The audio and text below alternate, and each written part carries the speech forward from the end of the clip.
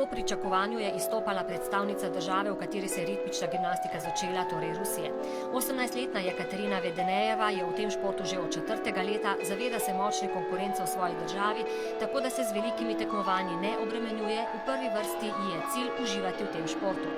Čeprav to ni bilo njene trenerke in je naredila nekaj drobnih napak, je bila z nastopom zadovoljna.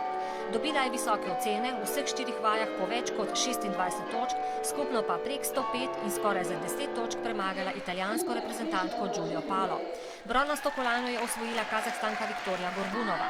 Po 6 mesecih premora zaradi poškodbe kolena se je uspešno s 4. mestom vrnila trenutno naša najboljša, drugo sezono članica, 16-letna Sara Kragulj, ki je prišla na tekmo z naslednjimi pričakovanji. Čim bolj se predstaviti z vajami, v bistvu jih narediti čim bolj brez napak, ampak to je šele druga tekma, tako da nisem pričakovala pač brez napak, ampak sem kar zadovoljna. Po besedah trenerke Anje Kokal bo univerzijada ena glavnih tekem v tej sezoni. Nov program bo zdaj, ker se spremeni pravilnik, pa v bistvu svetovni pokali, pol septembra pa svetovna prvenstva. Več bo plesnih gibov, zaradi tega, ker se pravilnik se spremeni, manj bo težin, tako da v bistvu je na kak način v redu pravilnik. Do konca tega leta čaka naša dekleta še pokal Slovenije in mednarodna tekma v Ljubljani, tradicionalni turnir kluba Moste.